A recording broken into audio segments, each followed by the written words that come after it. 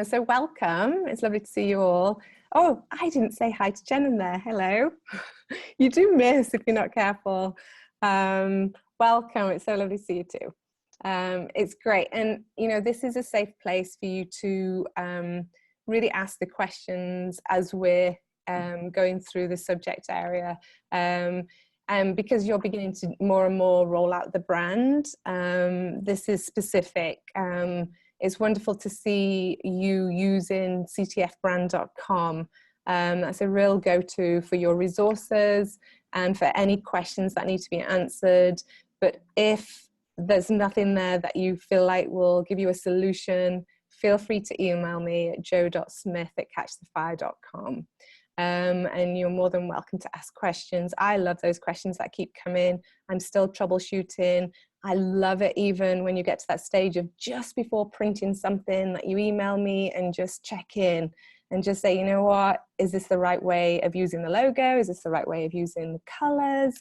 Does this design actually is in line with the brand? You know, before you press print or before you get an expensive cost from the printers, feel free to email me and check it by. It does help, and it will save you as you're building a relationship with the brand and understanding it more. Just to let you all know, I'm going through each church now and just looking, and their ministries, and just looking at what it is they're doing in the brand. Hey, Brian. Hey. Welcome, which is really good. It's almost like doing a stock check of where we're all at as a ministry in the rollout of the brand, just taking notes of those things that just need some help with or support with, or just need still to execute in line with the brand. And because really at the end of the day, if we're still we're end of May, we're coming into, we now really do need to be changing over certain things of the website, things that actually the public will see immediately as Catch the Fire. So feel free to, again, email me with any questions, anything. I'm looking at all communication channels. You'd be surprised that you sometimes you do the top layer and then realize that, oh my goodness, I forgot to change the logo on page 3 of the website, or layer down, or there's certain things that are still not completed. So I'll be going through that, and I'll be in communication with you as individuals from your churches too. Let this be a space as well, if you know of any other people in your teams that are communicators that have been missed off this email, this is wonderful for them to join in. Because if they're the communicators, it'd be great for them to be equipped in this area. So this session is going to be now handed over to Sam, and I'll hand it over to you, Sam. We've heard the lovely Sam before. He's on the branding team and a real inspiration. So he's going to cover this. There we go. Oh, there you go. Your screen sharing, that just disappeared all of a sudden for me. So yes, Sam, I'll hand it over to you and you can take over. Cool. Actually, hold on. I'm just going to change something. Can you... Okay. Can you see... Yes, yep, that's great. You can see the first page, yeah? Yeah. Cool. Okay, great. Well, guys, thanks so much for being part of this, especially those in England. I know it's 8 PM at the moment, so we appreciate the time that you've given for this. Today's all about colour, which is a really key part of the brand still. You know, we talk about logo and things that kind of helps you to distinguish us as a brand, but color has a big, powerful impact in that as well. And there's, you know, so many brands that have very distinct color palettes that you don't even need to see their logo or their name, but to see it and instantly recognize, you know, this is a certain airline, this is a certain telecoms organization. There's over here there's a telecoms organization called O2, and they have this like blue gradient from a dark blue to a light blue, and like if you see that anywhere without even seeing the name, you know, instantly know it's O2. And part of this element of the brand is to have a consistency through the stuff that we do within our color palette, so that people recognize this as Catch the Fire. So what I want to do, I'm going to talk about the background story of like where these colors came from, why we chose the colors we chose, and then kind of some guides of how to use them. So to understand where we've kind of developed these from, it's important to understand what we've developed this from originally. So, you know, when Catch the Fire started, it was like super 90s, and it's been through like several waves of changes in terms of the brand since then. The last color palette that we came out of was this, you will recognize these colors. It's this like deep kind of dark red, and then the secondary colors that kind of supported that were these sort of grays. And when we did the rebrand, you know, Catch the Fire is a very vibrant organization. We have a very wide demographic, but you know, we really wanted to give the brand a really fresh look using bright and strong colors. So this, we spent a whole load of time looking at different colors. We spent a load of time just experimenting with a whole bunch of different palettes, to the point that we ended up like this cute little girl with ice cream. And yeah, we refined this down into 4 main colors, split into 2 palettes. There's a primary palette and a secondary palette, which I'll explain. But this is our palette. This is the new Catch the Fire color palette, which can be used in a whole different bunch of ways. We wanted to really make the red way more vibrant. We wanted to make it really stand out. We wanted to move away from the grays, the dull grays, and kind of bring in this this kind of indigo color, which is essentially the equivalent of like our black. So for, you know, in terms of if you were writing a letter, instead of writing it in black text, we would recommend you use this indigo color, this second color, as one of our primary colors. And then the purple and the blue that you see here, these are 2 of our secondary colors. And the way that we kind of, when I was playing around with these colors, we were looking at the values that we have as a brand, the experience that people have when they come into Catch the Fire, and looking at how this links in with our values of presence, encounter, of transformation, or the other way around, presence, encounter, transformation. And when I was working on these colors, I was thinking about the kind of the aura of encounters that you can have, especially within worship, even thinking about lighting of events. And these colors came out of, in terms of some of the inspiration, kind of came out of this kind of feel. And these shots are actually across several different conferences, different events. This isn't taken in like one sort of time or one sort of moment. This has been, you know, even across like several months of different events. Now, Catch the Fire isn't all about events, but just in terms of these sort of colors that work beautifully together and kind of really just really complement each other. This is kind of a bit of the backstory behind the palette that we've ended up to today. And so I wanted to kind of give you a little bit of context, just to kind of show you that we really spent some time thinking about these colors, so that it wasn't just that, you know, some random like, hey, these colors work really well, but there's, you know, there was reasons and meaning behind this palette. So what I want to do is just kind of give you a bit of some kind of guides of how to use these colors, because, you know, colors are great, but actually there are certain ways and certain combinations of these colors that actually really work well together and can be used in such a way that it really ties in all of our brand and stuff together. Now, if you go to our website, ctfbrand.com, there's a component section in there, which is called Color, and a lot of these guides that you're seeing here, you'll be able to find on the website. So especially things like color values, and to be able to actually, you know, match these colors within the documents that you're working with. You can get all of this stuff on our website, and we've made that as easy as possible to do. So this is our primary palette, which is the white, even though it's, you know, it's not this kind of white, vibrant, this big, bright, vibrant thing. It's important for us to know that this is one of our colors within our palette, and it's important to use this in the material and the collateral that we produce.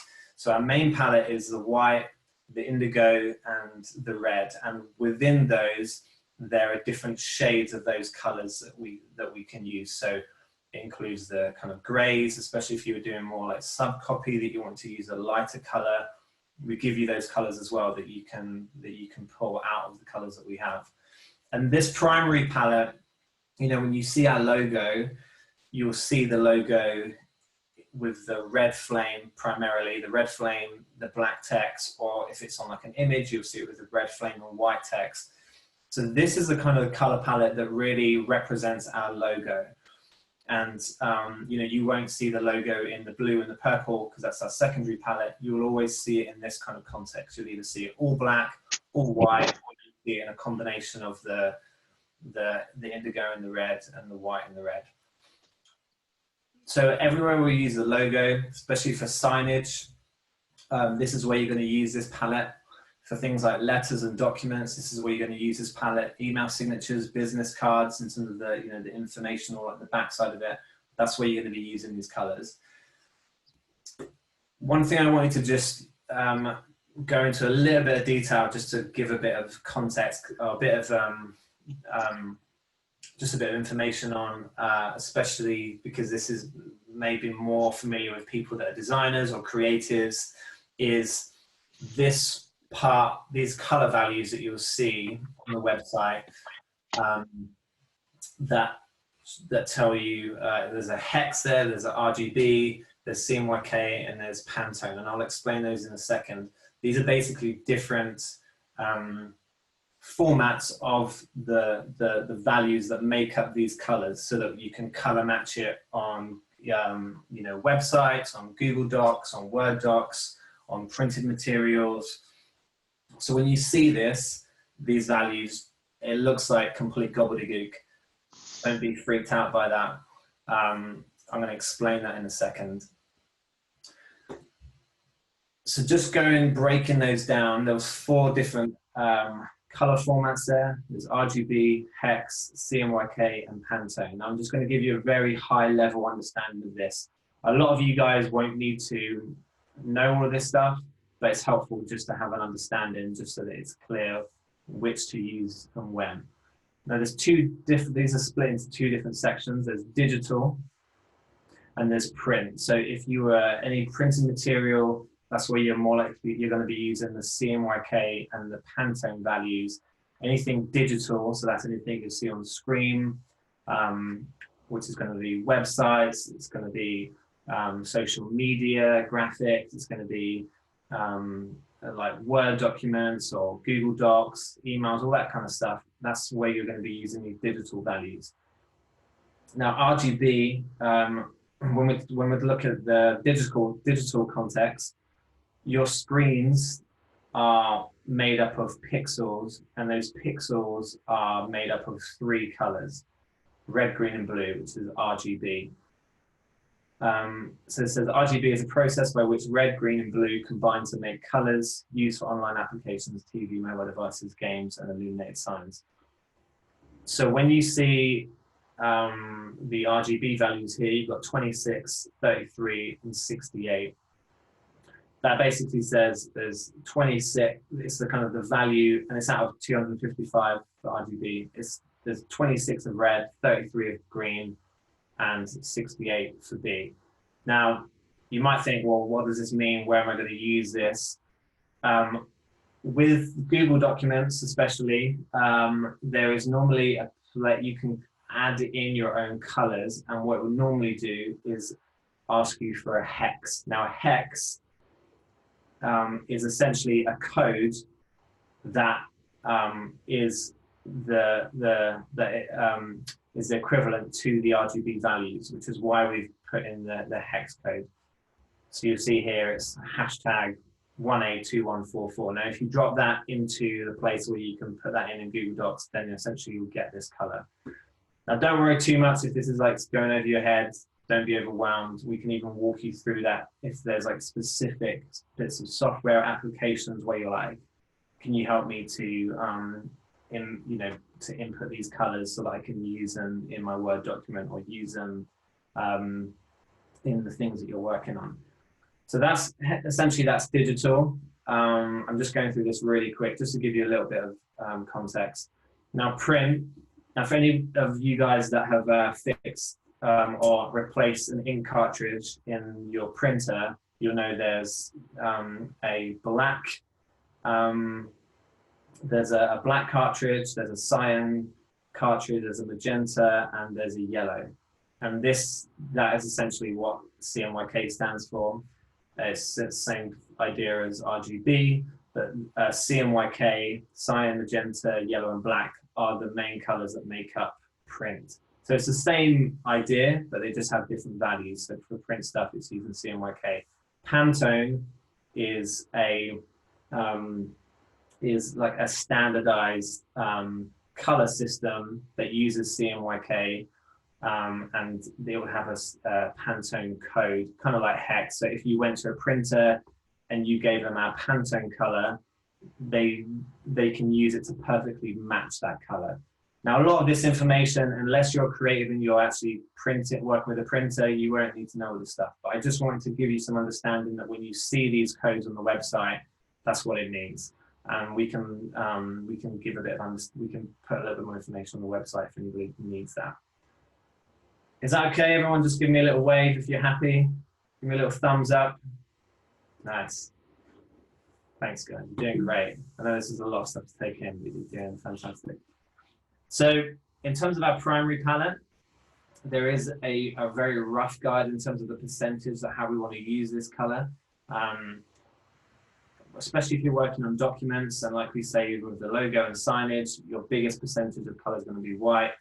Then the second percentage is going to be the second most important color is in your black, and then using the red way more sparingly to really accent the brand. We don't want to overkill on the red.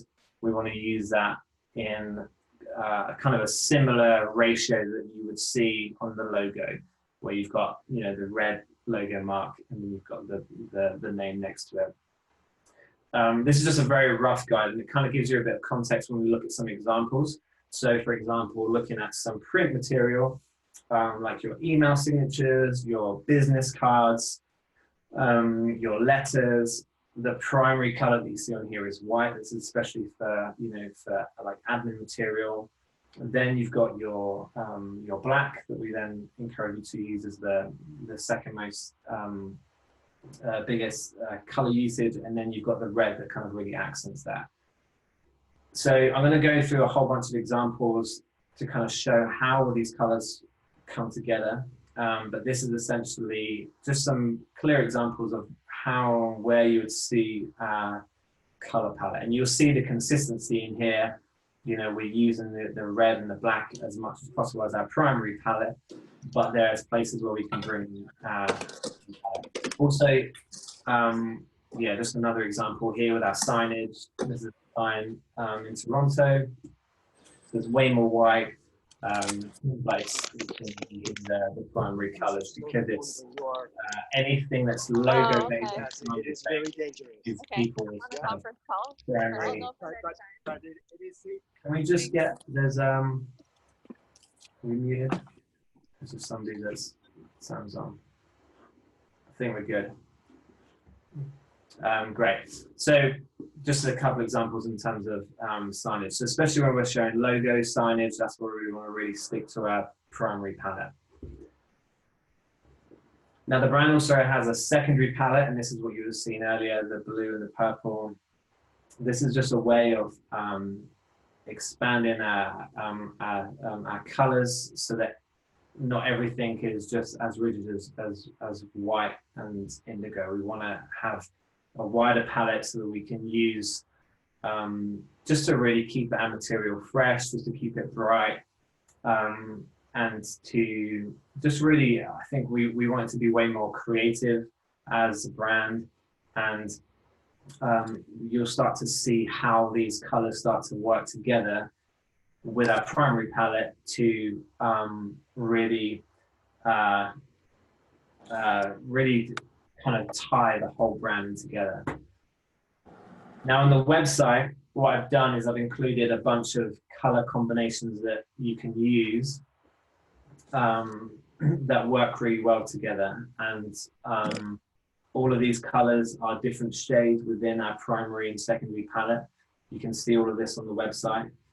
And we've worked together on a whole bunch of material since we've gone live that brings this all together. And you know, the great thing about these color combinations is that they just, you know, when you put them together, even with like a simple background and plain text, it creates just a really nice look and feel to what would otherwise could be very like bland material. For example, if we, I don't know, say you were doing like a postcard and you want to have you know, our strapline on it, or you know, just some simple information on here, we can use one of those color combinations to just to make it way more visual. So this is using a lighter shade of the blue with one of the darker shades of the purple, but we can keep mixing it up. And this is using, you know, we don't have to just do white on black or black and white. We can make it, we can use these color combinations to make things way more appealing, way more visual, way more bright. Just a couple of examples, working with a lighter background and a darker foreground color, and then even just using a couple of our primary colors together. It creates this really nice feel. And if you know, imagine this on even different quotes that you might want to use for social media, or you know, like the front page of a keynote presentation, that kind of stuff. You can use these color combinations to create some really visually fresh creatives.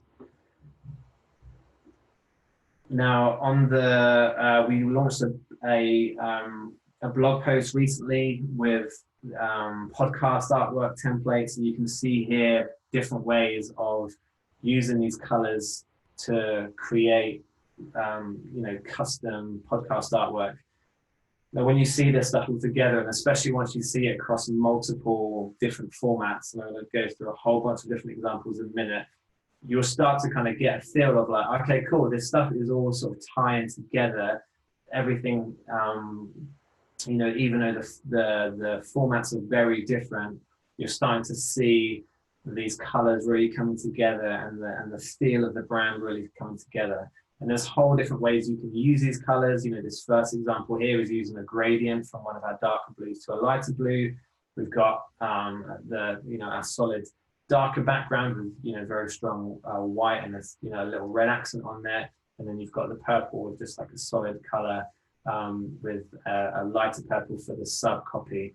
There's so many different combinations that you can use with these colors, and we don't want it to be super rigid. We want there to be flexibility in it where you can use these to work really nicely together. We had some people ask about, reach out and ask about keynote presentations or PowerPoint presentations. And this is another great place where we can use these colors, these primary and secondary colors, to, you know, really, you know, make our content, whether this is a presentation for a teaching series that you're doing, you know, or yeah, something that you're teaching on a Sunday night, for those people that love, you know, going through presentation, or three-step preachers. Using these colors is a great way of making it vibrant, making it colorful. So I've just put a couple of examples at the top there of how we could use either imagery or our primary colors as like a presentation front page, or essentially like subsections. If you're like, okay, session one is going to be uses this like red background, and if there was like 3 sessions in there, then you would drop that page in like 3 times. And then the main content sits on a white background, but we can bring in imagery, we can bring in some of our secondary colors that you'll see here in this bottom section. Even on this the bottom right example, just the impact that bringing a bit of color into our the numbers here of the 1, 2, 3, it just adds a little extra to it. And so we want you guys to be experimenting with color. We want you to be using our color palette so that it really kind of just ties in everything that people see, from when they come into the church and they see the sign, from when they see the offering envelopes, from when they see the notices. It kind of, everything is interlinked together. This is an example of some social media content that a wonderful team has done. So you can see here, even using some of the lighter shades, how that works, even bringing some imagery. There's so much you can do with this. And so even when you're thinking about, you're creating your own custom social media graphics, do look at, use our examples and look at how you can bring in these colors to really make it vibrant. There's even ways of, even if you've got very simple documents, these are some posters that we created for our values.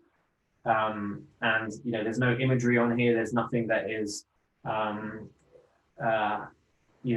imagery can add that emotive kind of feel into it, and is a kind of an easier way of making it very visual. This is purely just color, the use of color and some simple shapes at the background. You can see just how it ties in together. It looks way more unique. It's very simple, but it's very powerful. So even if you're creating some teaching material, and you've got print material that you're giving to your team to like look through, do use these examples to make stuff a little bit more interesting.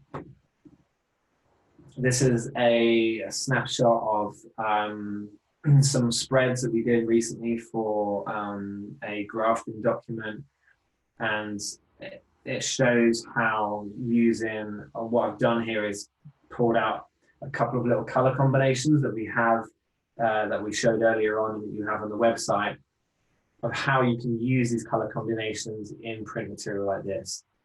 And so where, this one has got like the red and the more kind of the lighter sort of corally color, bringing those colors together, looking at photography that includes some of those colors, and matching that with our primary and secondary colors in the text. And even with the photography, you can use the photography to really enhance the use of our color palette.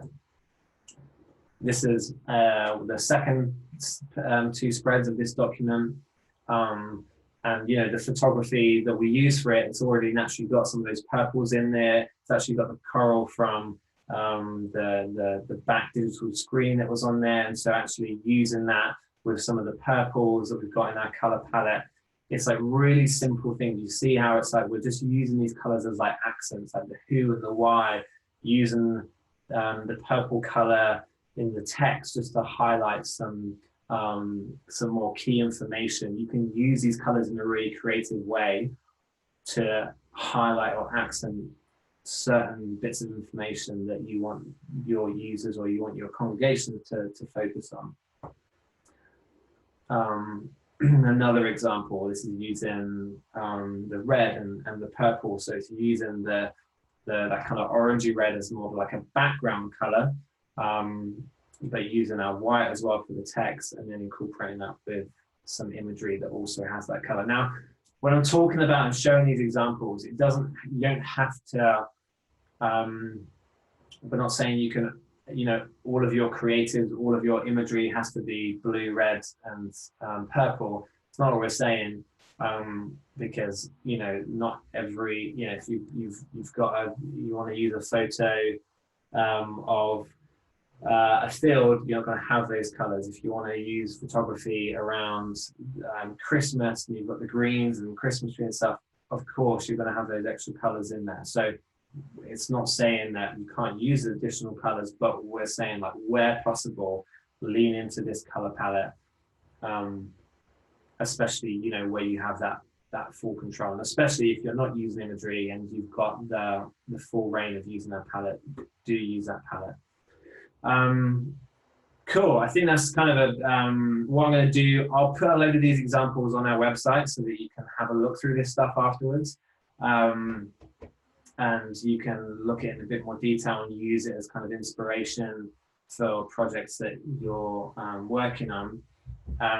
Hope that gives you a bit of an understanding for kind of where we've come from in our color palette, why we're using the colors that we're using, and then just some simple guides of how to use that. Now we'll probably open up some time for some questions in a bit, but I'm going to hand over to Joe. That's great. Thank you so much, Sam. That's wonderful. That was very helpful. It's amazing the difference, even updating the color palette from what it was to what it is now. Do you mind just unsharing your screen there? There you go. There, I can see people now. And so it's actually really, it's freshened it. It has a pop. It's actually using white, a lot of white space, but with a pop of color. And the conversations that I've been having with people is, you know, because we've got all of this palette, it doesn't mean to say we have to put all that palette into one communication piece. It's less is more. It's choosing wisely. It's complementing colors. It's actually choosing 2, maximum 3. Obviously you might have a full color piece, but it's the tonal range. You don't want to cram and then let it be everything all the time. It's like, for those that love clothes, it's like walking into your wardrobe and choosing a couple of items that you want to wear for the day with a pop of accessory. For those that love design in the home, it's like, you know what, I'm going to get to the point of what I want to say. I want to make this inviting. I want to make this comfortable. So you don't want busy. You know, in your home, you don't want busy. Like my background, you don't want that. There's a reason for that, because that's my inspiration wall. But whenever you communicate, you don't have to use the whole palette all the time. And it's being wise with it, or intentional, should I say, with it, making decisions that actually, also, you don't want to do something that's the same all the time, because actually we might get bored. So it's just finding, this is your whole palette, but let me hone in on something and intentionally choose that. The color makes a huge difference, and so it's great. Try and introduce that to your presentations, whether it's Keynote or anything else, any other software that you use. Bring them in, use the fonts, download the fonts for that presentation.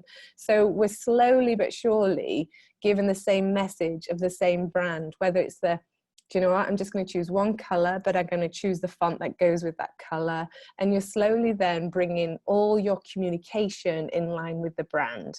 And it's just one thing at a time, one item that you change at a time. So you're not overwhelmed by it. It's actually something that you can grow into still. Are there any questions? I'm going to open this up now to the floor. So please do. Okay, we've got our hands raised. Yeah. So is that Ashta? Is that you wanting to ask a question? Yes, I have a question. It's Ash. Just the letters, like if you're writing a letter on a white background, we would normally just use black text, but black isn't one of the palettes. But I saw in the examples that there was black text on white background. So are we trying not to use black and trying to use indigo, or can we still use black but just have a pop of a few words in the indigo? That's a really good question. And so it depends what you're doing. If we're doing a formal document that's actually just for internal communication, then of course you can use black. You can use black and white if you're not using color at all. We do understand that not everyone wants to do any color printing, especially if you're doing a big run of something, or if it's an internal communications piece that's not going to the external audience.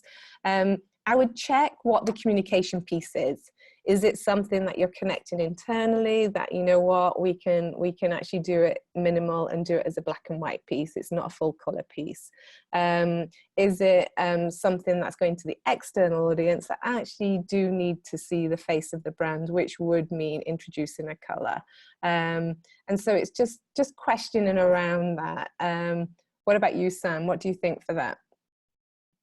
Yeah, I mean, in the actual, every example in that presentation actually uses the indigo because it's, because there's such a high contrast between the dark and the white. It looks very black on there. So what I would say, especially with, you know, we, like Joe said, we can have like monochrome stuff. Like if you're printing on a black and white printer, sure, it's going to look, you know, you're going to be using black, and you could use, you know, for events, you can be using like black t-shirts and that kind of stuff. But what I would say is, like, where possible, you know, where you have the control, use our indigo, because it's subtle. And, you know, even within looking at those examples, you wouldn't almost, it's not such a high comparison of the colors. It's because they're so dark, and it's got that massive contrast between the dark and the light. But I would say use indigo as much as possible. So even on like your letters and that kind of stuff, you may like go for using indigo, but you can fall back onto black as well. Okay, thank you. Because I thought in those examples there was black text, but so it wasn't. It was actually indigo. It just looked like it was black. Yeah, it does, especially when you know, especially small elements on there. It does look black, but there's, you know, especially when you see, there was a website that I saw, there was a Capsify website, and it was actually using the black text on there. And you could suddenly see the high contrast that it was actually from using the black text, the indigo. So even in that context, it's like, it's on the website, we should 100% be using the indigo. So always default to the indigo version, I would say. Okay, great, thank you. And especially digital, when it doesn't cost you, definitely default to those. When it adds cost and you're printing something out, that can be questioned. You could have a monochrome, you could have no color at all. So we get that as well. We're also practical with that and understand that too. If you change the logo, if you've changed the font, if you've changed the pop of imagery, then it will still look in line with the brand, but black and white overall. Yeah. And just, you know, if that's something that you want to ask a question before you print something, just ping an email to touch base. More than welcome to. Yeah. Great question. Really good. Anybody else? Any questions? Yeah, actually, I have a question on typography. Mm-hmm.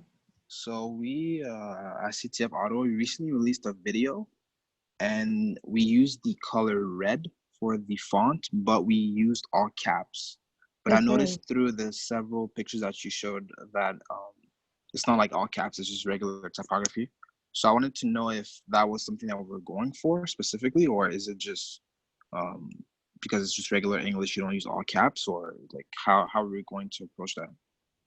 Okay, this is a wonderful question. I'm glad you raised that. Is that Sammy? Is that Samuel? Yes, it is. Yes, okay. So yeah, this is great. So I love bringing this up. Whenever we scribe the word catch the fire, it's with a capital C, a capital T, and a capital F. But in a logo format, if you imagine a logo's an image, even though it's typography, it is in lowercase. All of it's in lowercase. So as an image, as a logo, as an icon, as it combined together with the icon and the words, that is considered lowercase. And so when we scribe it though, so if you want to use that for video and you put the logo on, you will use the actual logo, which is already designed in lowercase. But if you write something about Catch the Fire at the end as a one-liner part of the sentence, you will definitely put capital C, T, and F, but you do not abbreviate it either. A name, we're kind of, this is going to be a blog post as well at some stage, because we understand that the word or the name Catch the Fire is long, and we have this tendency of abbreviating it. But it's just one of those decisions of a no-no, that actually when we want to talk about Catch the Fire, we actually talk and we write as the full name rather than CTF. And if you can be aware of that, tune into that. If someone else says that or scribes that, you know what, let's just nip it in the bud, and just get to know that Catch the Fire is the name. Digitally, however, so when you see a URL or Facebook or any social media, you are CTF there because it's a digital post rather than ascribing and talking about the name of Catch the Fire. Does that answer your question, Sammy? Yeah, it does. Thank you very much. Great. Any other questions? Is that Anne there raising your hand? Oh yeah, you're muted, Anne. Oh, there you go. I've unmuted you. Okay, great. I've just got two little questions. The first is, I think you've answered it, but for the whole website, we should be using Nort, N-O-R-T. Is that correct? Yeah. Yeah, so Nort. Can we upgrade as we go, or do we have to really revisit and get the whole website rehashed, really? I would, yeah, I think... And Violet. Not Violet, Indigo. So Indigo Nort. Yeah, if you're using, if it's kind of anything at the moment that's like in black text and Yes. an older font, then yeah, I would convert that to Nort Okay. font and then the indigo color for the, if it was black. Okay. And then thank you. And then the other thing is, we've got some badges, and I've done them kind of old style. So can I just lift it up? Will it work if I do that? So, for example, that's a badge. Or lift it up slightly. You might have to go closer to your camera. Oh, okay. There you go. So A bit higher. Indigo. A bit higher. There you go. Oh, yeah, I can see that. Okay. So basically, it's the white on the indigo and using the logo with the red. So some of our designers were sort of going, I say designers, it sounds like we've got a massive team. Keep it. Team, I they love are it. amazing. The best. So I did a normal old stuff, do you know what I mean? And they came through and they had a slightly different design. And the bit at the bottom, so the major bit was in the badge itself, but across the bottom, that's where they put what the team was. So they had different colors, but they had yellow for the children. So that's out, is it? So what I would recommend. So in other words, where I've got the white. Yes. And then it changes for the different ministries. They had the logo in the indigo, which actually looked lovely when they used indigo. That looked really lovely. But down at the bottom, they used the white to say what the team was. So ministry would have been down where I've got the white. And it looked good. Maybe I should send you a sample because I haven't got that. Do. Absolutely, okay. Please do. And that might be a conversation that we can have. Yeah. And I think at the end of the day, something like the badges, we split them up. There's brand essentials where you really do need to follow exactly to the rule. And I say rule, but obviously I hold that loosely, but something like an email signature, we really would love you to follow that exactly. When it comes to a badge, do you know what? That can be the creative license, artistic license of the individual church. We don't necessarily say that there has to be a particular way. So you could add your flavors. You could add, as long as it's within the palette and you think it design-wise looks really stunning with those colors going together, then absolutely, different ministries in your church may represent a different color. And that's where there's flex, because if we're all, because if we're very prescriptive with everything, then it stifles the creativity. And so with something like badges, we bless you to flow with creativity and touch base with me. Yeah, for sure. All right, I'll do that. Okay. Because even recently in Toronto, they had a youth conference for Disrupt. And, you know, one thing we would say, especially if you're doing, you know, for events, often events will have its own distinct theme. or distinct kind of look. And so even with Disrupt, it you know, they created this like very cool logo for the name, and they were using this like bright orange and blue. It wasn't color that was in that palette, but it was everything was still tied together for that specific event. And so for things like events, you know, especially because they're typically like short-term things, you know, you can like have like a very distinct look for that particular event. And so that's why we have these like brand essentials and brand inspirations. So it's not like you have to use this color for like these colors for like literally everything you do, every event, every you know, every service is that it's looking at, okay, actually, especially for especially I think especially things that are going to be used long term and reuse and reuse and reuse, they're the best examples where you want to use our palette. For things that are very specific, like, you know, a Christmas flyer, sure, you're going to be using your greens, you're going to be using, you know, darker reds, that kind of stuff. You're probably going to be using stuff that's specific around different seasons or that kind of stuff. So there is flexibility in it, but it's saying, okay, like, especially where things are being used again and again, and especially for things whether it's like teaching or admin stuff, you know, you're way safer to be using a palette. And I must say that for the first time tonight, I understood the little circles together, you know, where you were saying these two go well together, you know, like the purple and the red and the, that was good. So that's you can use that for your clothes. I think for my clothes, I'll be wearing everything except red indigo. We'll all turn up one session with the brand, wearing the brand, you know. Yourself some indigo, some dark blue jeans, red top hat. It's so funny. No, but it's really good, Anne, for asking that question, because it is important too to realize those things that are more like a campaign or an event that'll only last for a couple of days. They're the things where you can push the boundaries and add your flavor, because that'll also bring variety and creativity to it. And also, really, if you've gained if you've got a concept for a campaign or a conference or an event, then you can have fun with colors associated with that, which may not be the brand colors. Like Sam said, it's those established things that are long term, that are going to be there, recognizable week in, week out with your church or ministry, that, yes, according to the brand. Oh, that's wonderful. Thank you. And likewise with the font, you can push the boundaries with fonts when it's a short-term campaign or event or conference kind of thing. Oh, yes. Wow. Thank you. That's great. Thank you. Oh, you're welcome.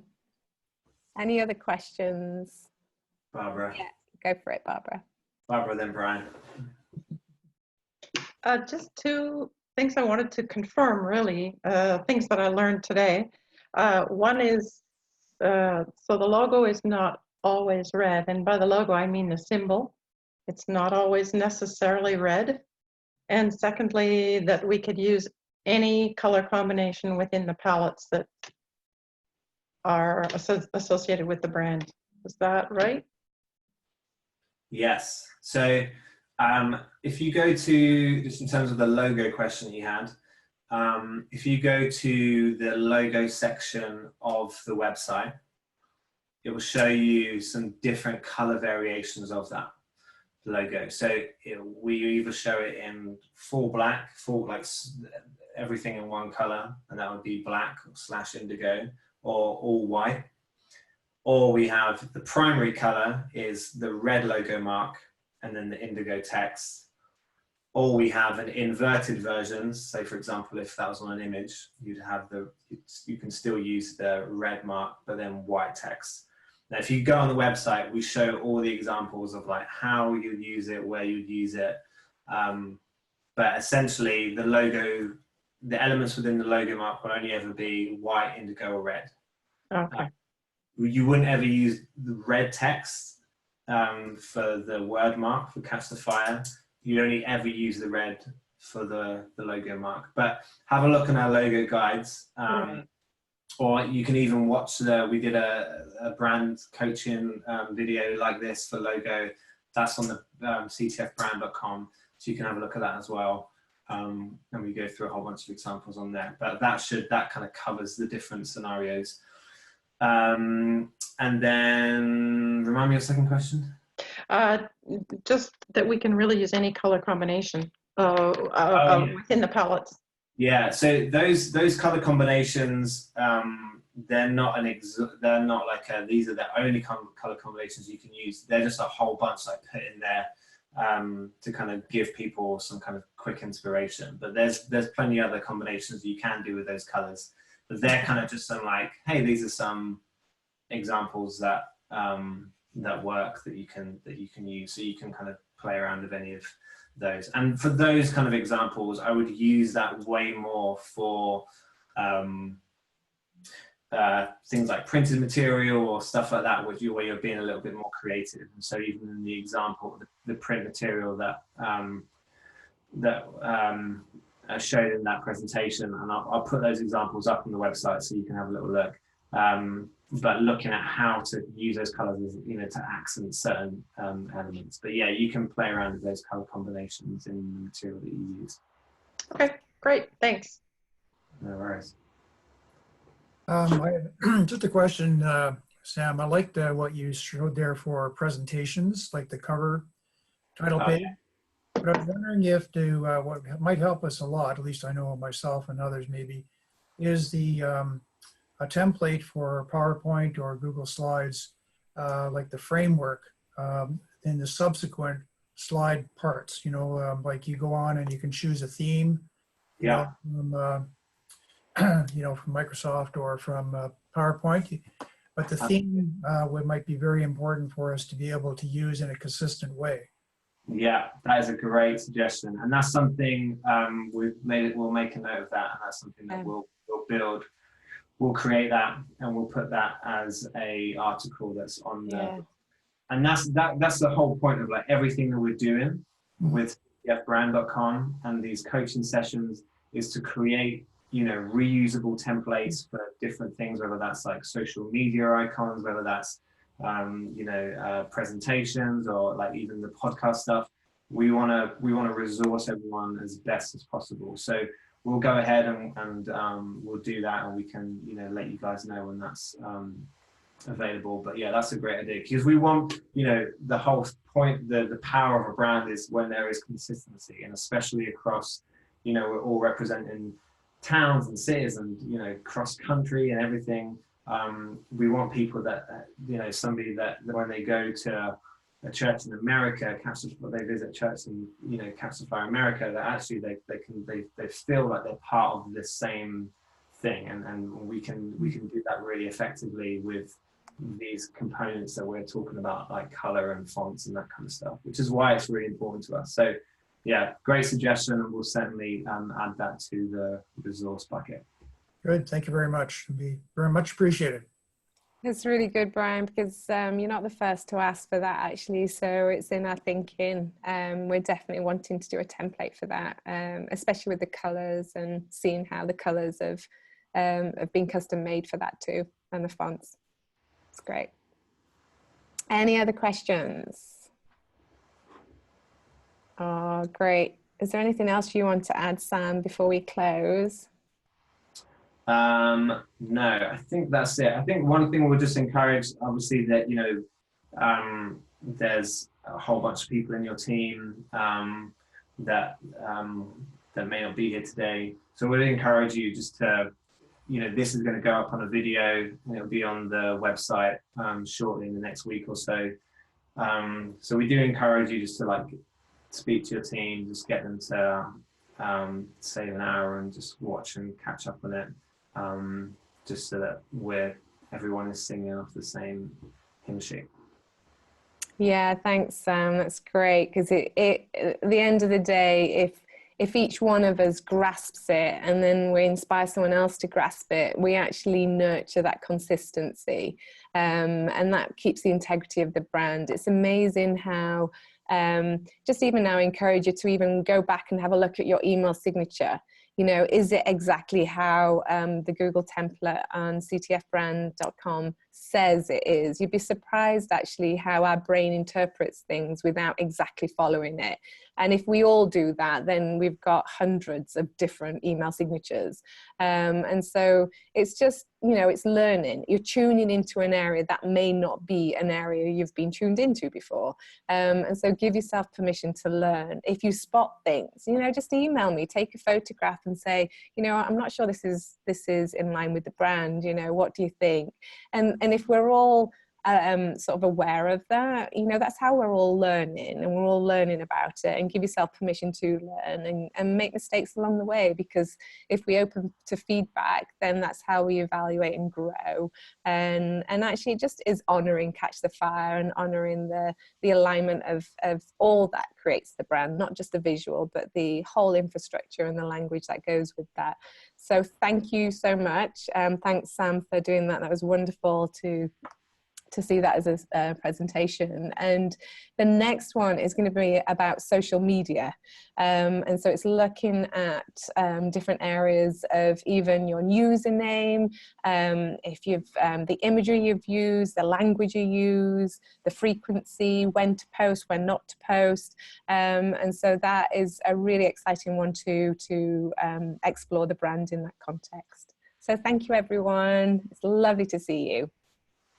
Thanks, everybody. Great. Have a good week.